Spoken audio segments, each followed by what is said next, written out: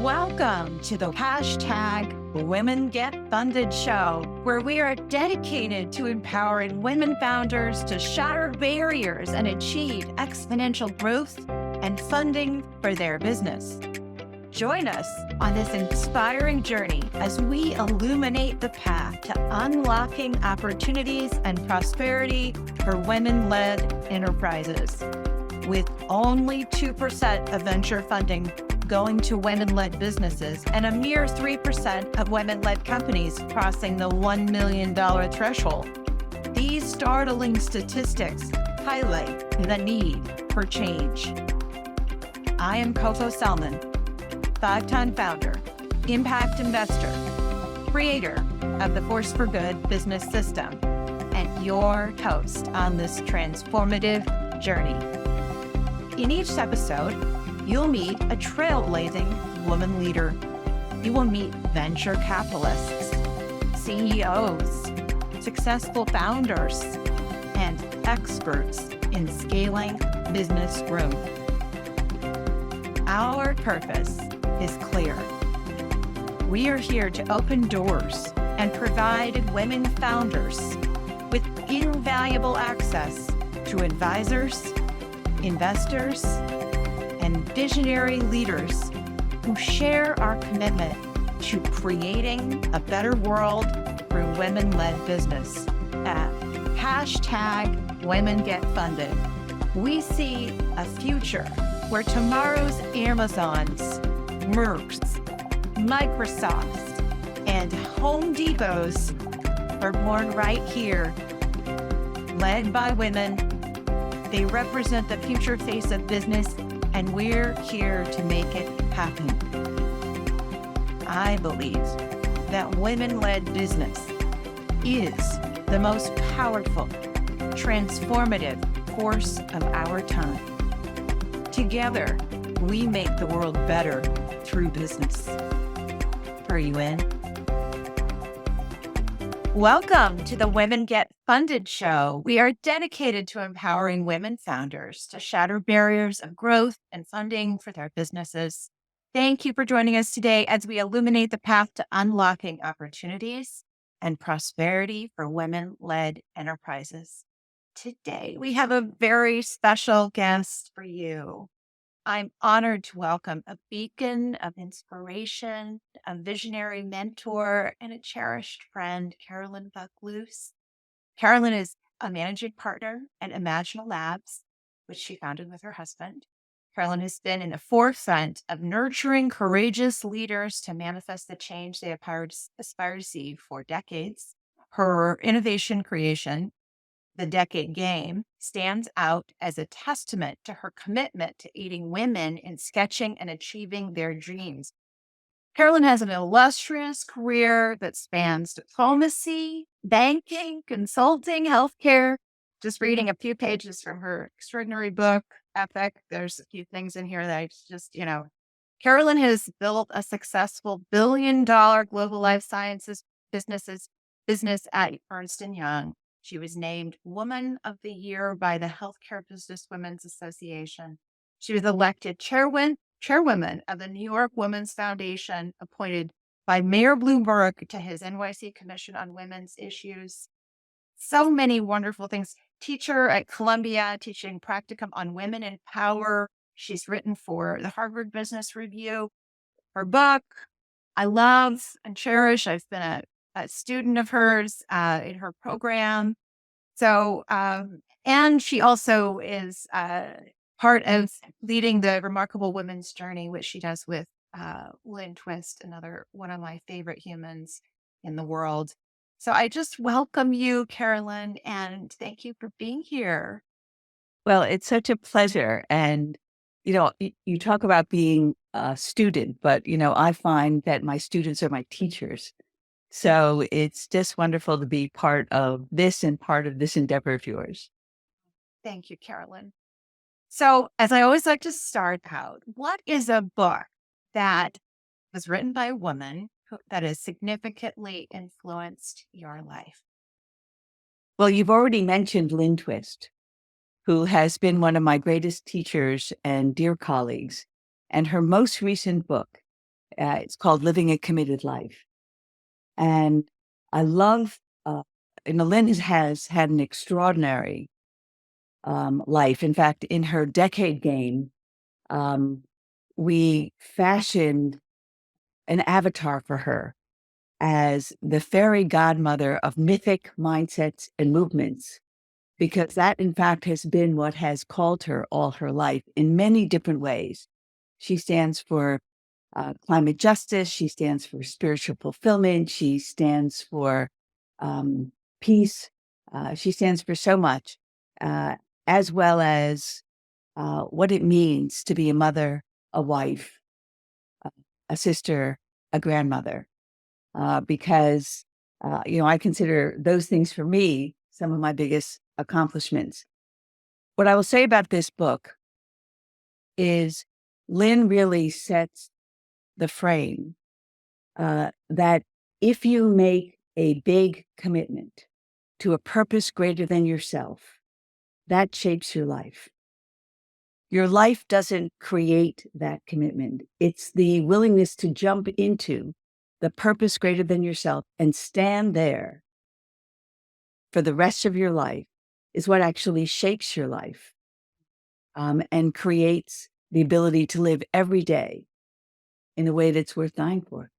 And that's Lynn Twist, her book, A Committed Life. Thank you for that. And yes, I hope everyone listening goes and gets a copy of it because it really is. It's transformative and powerful for us all. It's that element of having a stand. Mhm. And so we'll come back to the stand. We'll come back to it. But I would love if you could tell us, I gave some highlights about your journey, but if maybe tie together a little more of your story of how you kind of evolved to where you are. There's an exercise in your book and in your program, your story so far, and in it you invite people to share to identify over a timeline their highlights and lowlights, triumphs, if you will, and challenges. Maybe share a couple a glimpse of that of your life with us, if you'd be willing. Yes. Well, first of all, the exercise of story so far is to actually remind you that you have been on a journey of recovery your entire life. That uh, the triumphs and the trials are equally important because they create the character of your character. And people tend to get stuck sometimes in a particular event and they put a lot more meaning in the event as opposed to say, what meaning can I take from that event on a journey that I'm on? So let me first describe uh, what I mean by a journey, which is I think we all want to be the heroines of our own story. You think about as a little girl or a little boy, it's all about make believe. Over the last 3 weeks, I've been with all 6 of my grandchildren, all under the age of 6. And they're in a whole different world of make believe. Well, if you believe it can happen, that gives you the courage to make it happen. So when I look back on my story so far, there have been all sorts of highs and lows, but there's been a thread in that journey. And the thread in that journey is to be able to swim to the light, meaning having a sense of what is that purpose that's greater than myself, Mhm. that is calling me. Mhm. Um, and and then really get committed to find meaning in whatever happens. What did I learn here about love? What did I learn here about power, honorable power? What did I learn here about my blind spots? Mhm. So what I would say is if I was going to give you a title of my journey so far, I would say uh, Carolyn's epic of heartfelt courage. Um, Carolyn's epic Yeah. of heartfelt courage. Yes. And, the reason I named the book epic, the Women's Power Playbook, is I wasn't using it in the adjectival form of bigger than, better than, king of the universe, master of the hill. I was using the original term epic, which is a long form story of daring daring to do, and daring to be. And I've had a life of daring do. You certainly have. You certainly have. I love that. So tell us more about the decade. What is it? Why did you create it? How can it help women founders? So the decade game actually got created at the beginning of my journey. It was 1960. I was 8 years old. We were in the middle of the Cold War. I was doing duck and cover drills in my elementary school because of concern that the bombs were going to come. It was also in the middle of the civil rights movement, the women's movement. And my mother was one of only two women in her law school class at the University of Chicago in the 40s, and was at our dinner table. The conversation was civic rights, civil rights, human rights, women's rights. And I was enamored with John F. Kennedy, who was running for president. And he said, ask not what your country can do, ask what you can do for your country. And I was like, reporting for duty, sir. I really felt that he was speaking to me.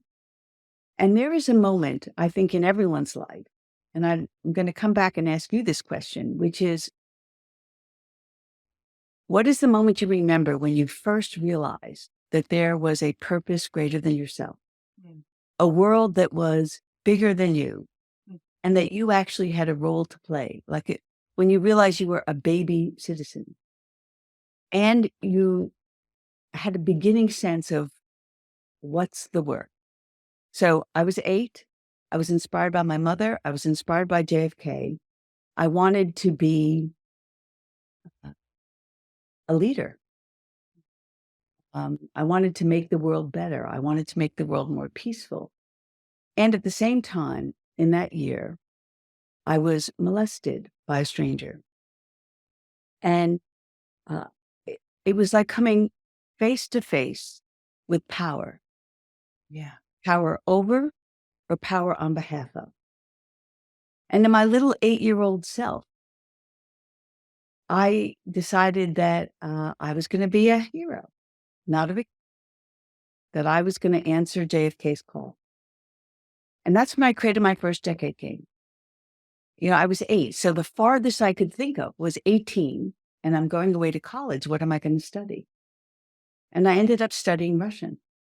And my first job after graduating from Georgetown University was a diplomat in the Soviet Union, meeting with 10,000 Soviets a day, telling the story of America, a story of daring do.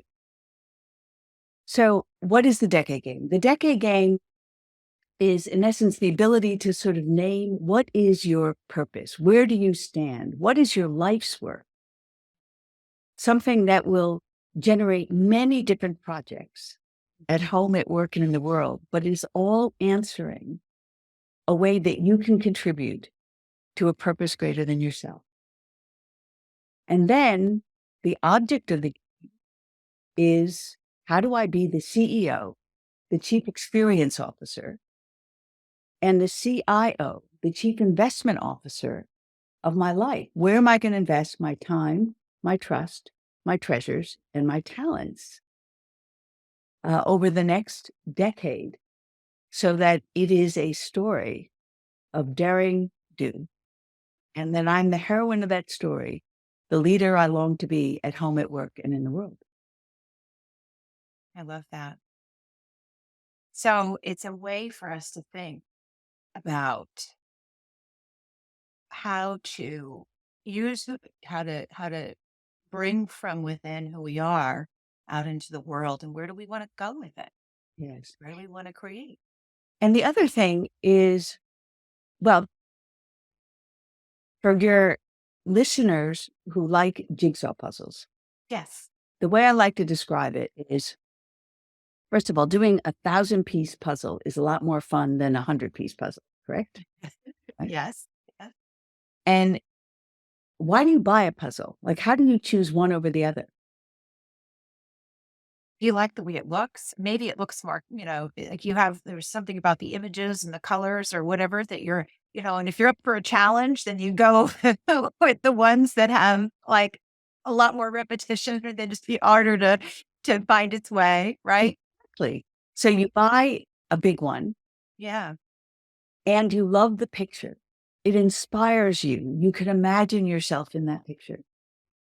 And then you open it up and you spill all the pieces out. And if you're like me, in the first 30 minutes, I'm convinced that we're missing a piece. Right? That I got a faulty box, that the manufacturer, like, why me? Except all the pieces are there. Yeah. Yeah. And that's so many people think the answer is out there. It's Yes. not out there. And you don't need anything that you don't already have. You have everything you need to have a life of meaning and purpose every day if it's in service of a purpose that's greater than yourself. Yeah. Yes. So in the decade game, uh, one of the biggest pieces is this idea of the stand Mhm. and a purpose. And could you talk to us a little bit about that and how one comes up with, discovers their stand? Yeah. Well, what's fascinating is this question of purpose is probably the most important question anyone's going to answer in their life. Yeah. And for some reason, it's the hardest. And I understand why. The stakes are big. I think we are not the animal with tools or the animal with language. I think we're the religious animal because we're the species that knows we're born and fated to die. And so we ask the question, why? Which is a deeply spiritual, religious question. So in the decade game is organized to make this inquiry fun, as opposed to feel the pressure of what if I get it wrong? Right. Right? I mean, your listeners probably have had the experience when you're in college of, oh my God, if I take this course, I'll become this. Like Right. as if the world is rational Yeah. Right. and feels a lot of pressure. Well, to recognize that there is no wrong answer in Yes. the decade game. So I try to make it fun. So to find purpose, and I'm going to actually ask you to share yours, but here's the process. It's a very simple thing, which is answer this question. How does the world get better in a way that you feel called to make your unique contribution? And you just have to fill in the sentence. The world gets better when, The world gets better when. and then you answer a particular slice of the pie. Maybe it's around justice. Maybe it's around love. Maybe it's around kindness. Maybe it's around equality. Maybe it's about connectivity with the environment. But what is one of the ways the world gets better that you have actually found has been a thread throughout your life? Yes. So what's your stand? I will read you my stand. So the world gets better when I stand for a world where wise, empowered humans everywhere emerge as a force for good, standing in their brilliance to heal humanity and elevate our world. And how did you feel when you landed on that? Oh my goodness. I just um calmed and uplifted and just clear, right? And it's a freeing experience to come to clarity about what it is, right? What do I stand for? What do I believe? What do I want to my conviction to be? Yes. Mhm. And, you know, you mentioned some of my favorite C words: calm, confident, clear, and committed. And going back to Lynn's book, once you know your stand, it shapes your life. Yeah. So my stand, and it'll make sense because I told you the story about John F. Kennedy and my mother. My stand is the world gets better when courageous leaders find their magic, trust their magic, and use that magic honorably Mm. to create a world that works. And courage actually comes from the word core, heart. And it means to go forward with your heart in your mouth at times of doubt, fear, and uncertainty. That's certainly a journey of daring do. It sure is. It sure is. So that being able to, uh, I try to, the job of the Decade Game is to have women stop getting so anxious or worried, or men, to actually know that their job isn't what someone's paying them to do. Their job is to make a contribution in teeny ways to their purpose every day. Yeah. So that at the end of the day, you're not just ending the day with gratitude. You're ending the day with a victory lap. Yeah. Like, this was a good day. Yeah. I lived my life in a way that was worth dying for. Well, and it's, I will say, I'm just reflecting too, because when I did my decade game, this was almost 2 years ago when I first crafted this stand. And I write it every time I start a new journal. I actually draw it out and I rewrite it.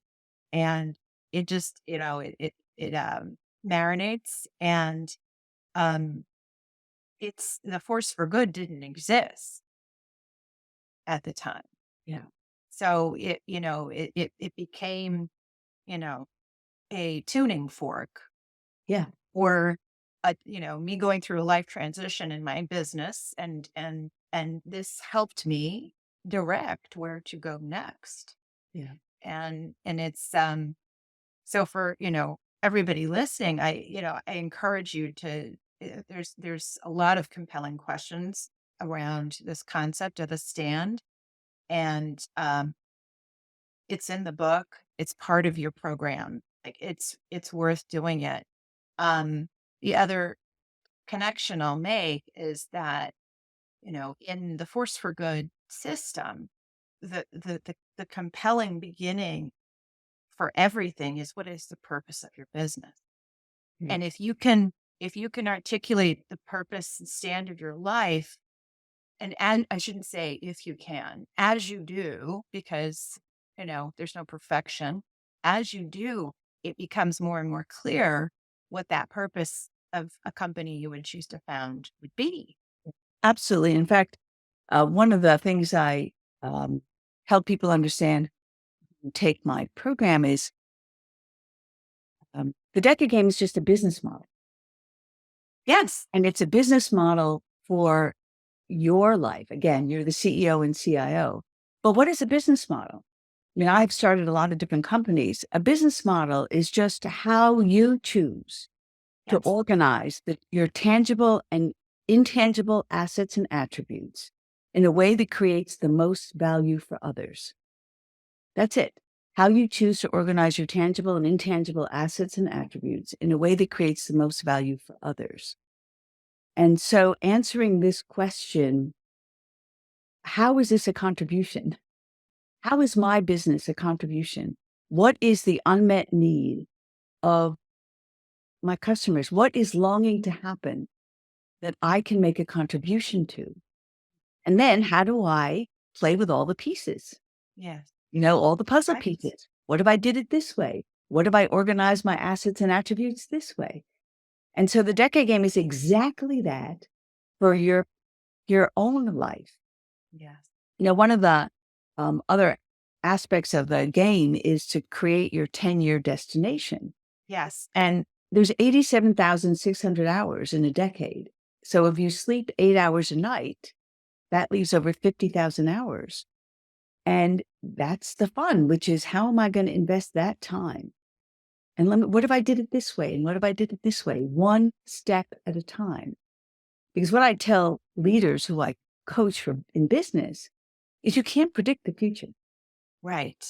However, your job is to know how to organize yourself and your team to be able to embrace and respond to an unpredictable future.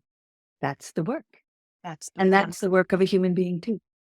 Right. How And do it's how do I organize my sense of self?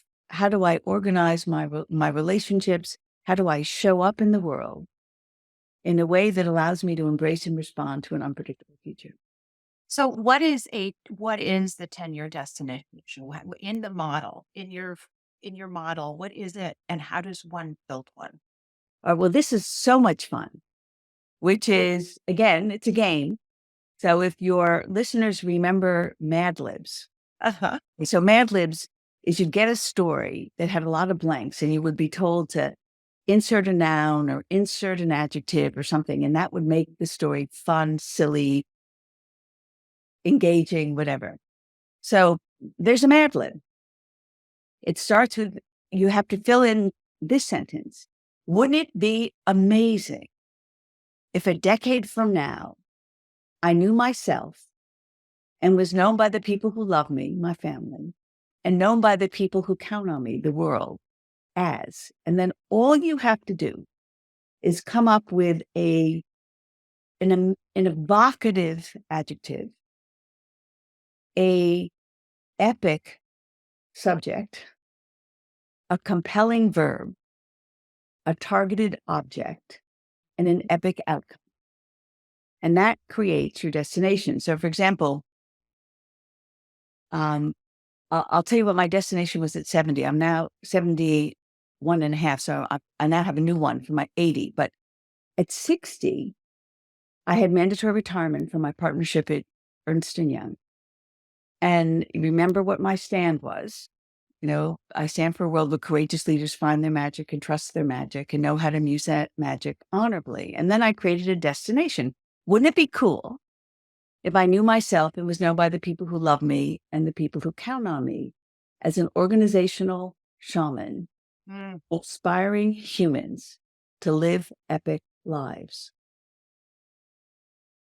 So having created that avatar for myself, I then had a co-designer with me. And instead of designing my choices and actions with what I call the unindicted co-conspirator, my 8-year-olds, I now have my future self, my avatar, the organizational shaman being my partner. So even though the minute I retired from EY, I was still doing corporate consulting. I still do corporate consulting now. But instead in my mind, it was,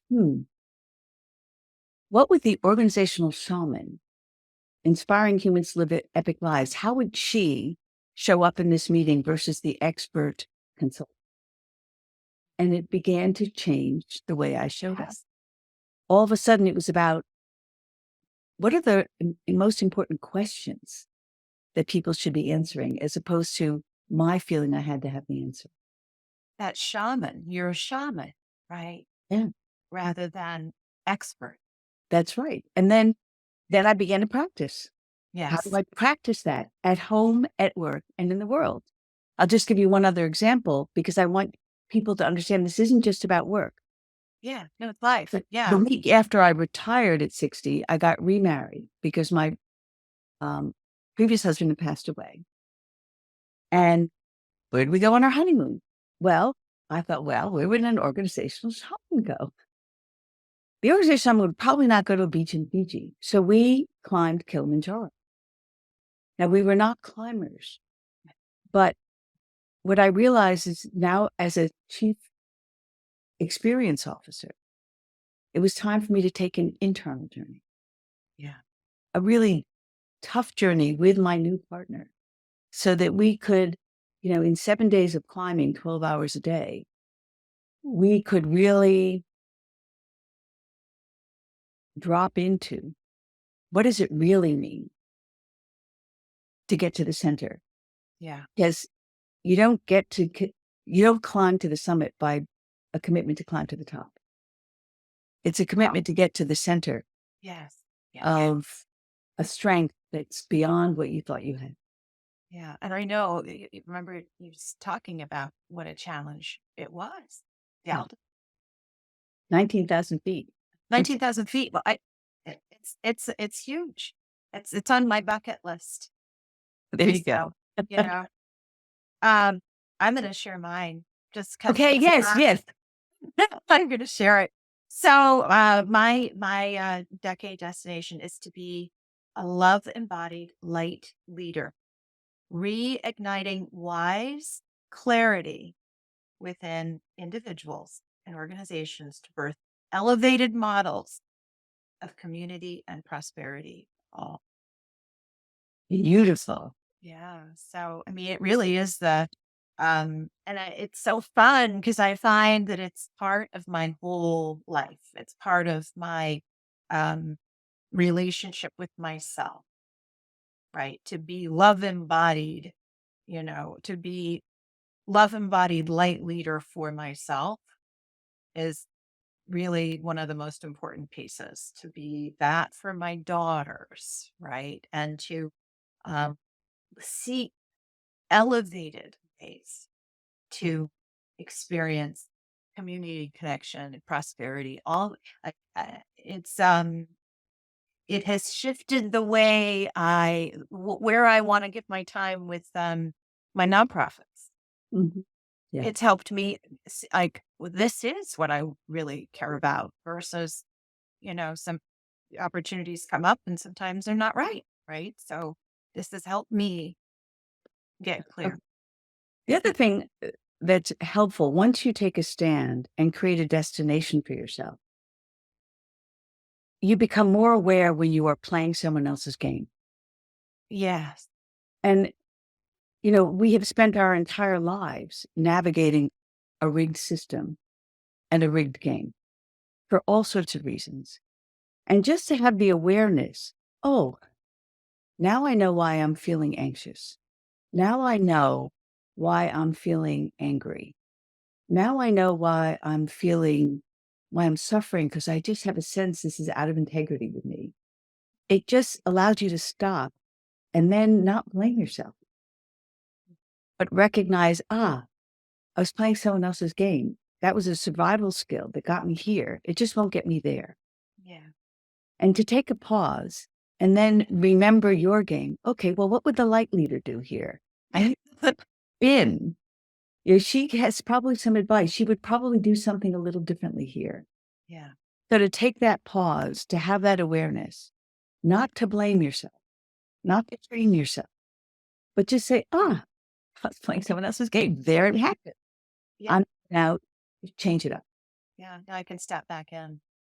And I just feel like the parallels of it in just as a founder to be able to have that clarity.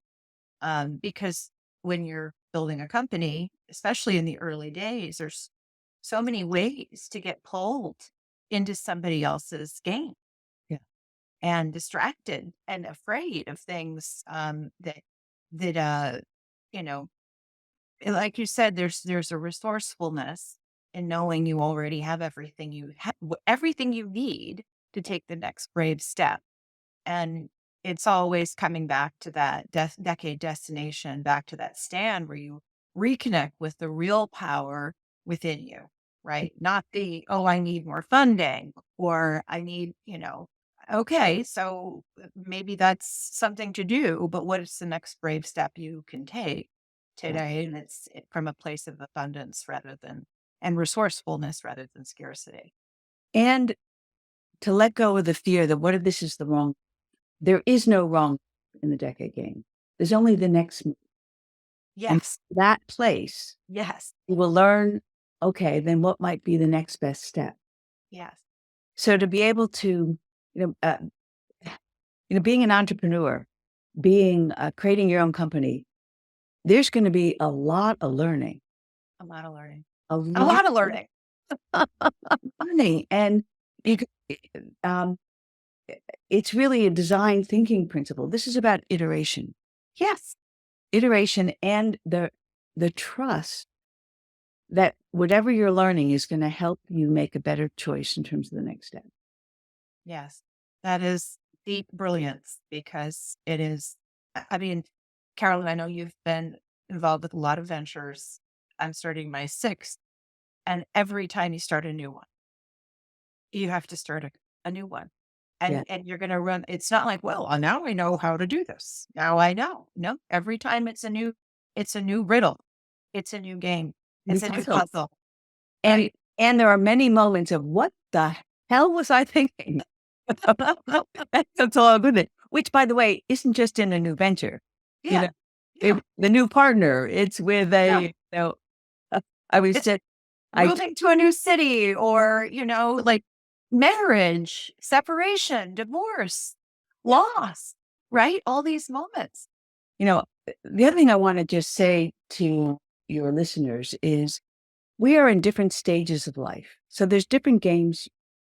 The Right. games change. If you think about life, there's the stages of childhood, then adolescence, then adulthood, which has different stages to it, um, single, married, children, or whatever. Yeah. From adulthood, and I like to call the last stage of adulthood is the warrior stage. And then there's elder, and then there's essence. And by the way, you can't get to essence from warrior, and you can't get to elder from adolescence. You have to go through all these different stages. So, for example, my 60 to 70 stage, is moving from warrior to elder. And I had an overall theme that I needed to change my relationship with ambition. Yeah. That was an important um, existential shift. So now I'm in the 70 to 80 game. And I know that I have to change my relationship with time. Yeah. That's a theme for this part of my life, 70 to 80, is finding joy in the midst of loss, because that's what's up. That's age appropriate. If you're in your 20 to 30, the job is learning how to be head of household. And I'm not just talking about home. I'm talking about what does it mean to be my own person in the workplace, That's right. right? So there's these different evolutionary stages depending on which decade you're in. Yes. And there's gifts along every way, every part of it. Right. And Like, so, Carolyn, I'm just noticing the time, right? We're talking about time. So, I'm wondering if you could share with our listeners what would be a great way to get in touch with you. How could they learn about the decade game? Or if you're interested in sharing more about Imaginal Labs, um, how would you like to hear from people? So you can always reach me at Carolyn at mydecadegame.com. If you go into either of my websites, mydecadegame.com or epicwomensplaybook.com, you can also connect to me that way. Wonderful. And I hope everybody, if you go to Carolyn's website to the My Decade Game, you'll find there is a place that you can do the introduction to the Decade Game and right away get access to it. I really like, I bought a copy for everybody on my team, and I always have extra copies. I have them right here on my shelf.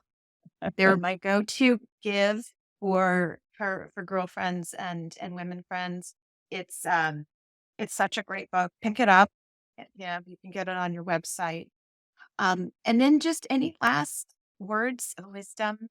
Well, what I want to say is Yes. the decade game is a multiplayer game. Yes. Yes. And Oh, yes, yes, yes. I it's almost forgot. Thank it, you. it's for men too.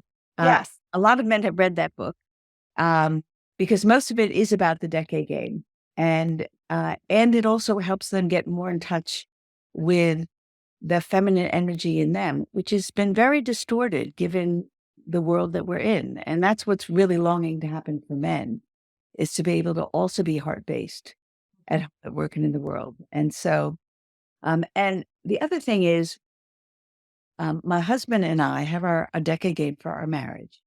The marriage is um, a sacred third. It's a different entity. It's not just his and her, or her and her, or his and his, depending on your relationships. It's a sacred third that is different. And my husband and I each have our own decade game, but we also have one for our marriage. And so after many years of people asking us, Rob and I are teaching a decade game for couples. It's a 5-day in-person program at the amazing Modern Elder Academy in Santa Fe, New Mexico in November. And everyone will have a chance to create their own game and then find the harmonics and the honor of what would a combined game look like. So that instead of just growing old together, you can grow epic together. I love that. And by the way, to everybody who's listening, I'm hoping to go. We're Frank and I are hopeful that we'll be able to make it, because he's been wanting to do it. He's been wanting to create one, and I think it would be the perfect format for him and to do it together, so we can create epic together is awesome. I also think this is a gift, right? To give to your team, to your marriage, to your partnerships. Like, this is a real gift. Um, I would encourage you to certainly create your own decade game for yourself, but also, invite members of your leadership team, your whole team. If you're looking for a way to work together with your leadership team and do something a little offsite, you could do that. And it's a great way to explore. The book is a great way to do it. The online course is another great way to do it. The free program that you offer.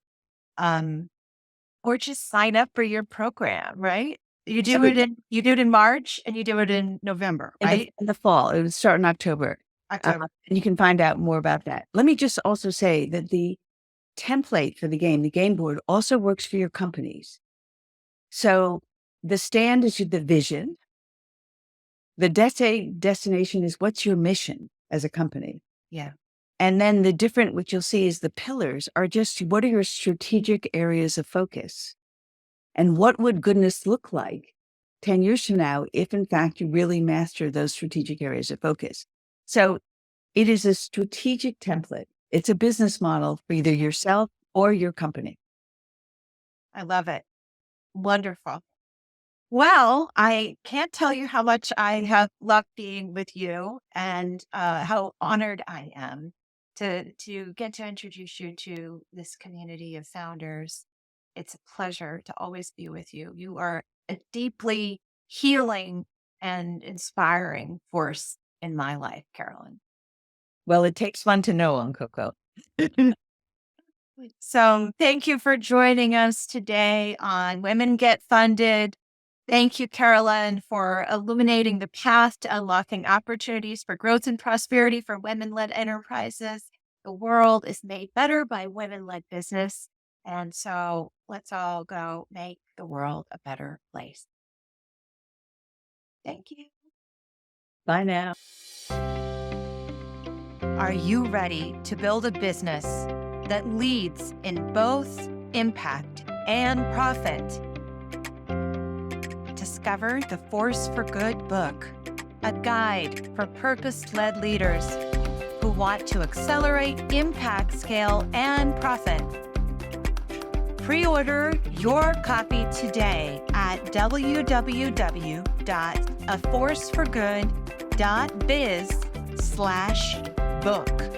and receive immediate access to 30 plus valuable tools for you and your team. Join the Force for Good movement. Pre-order your copy now at www.aforceforgood.biz/book.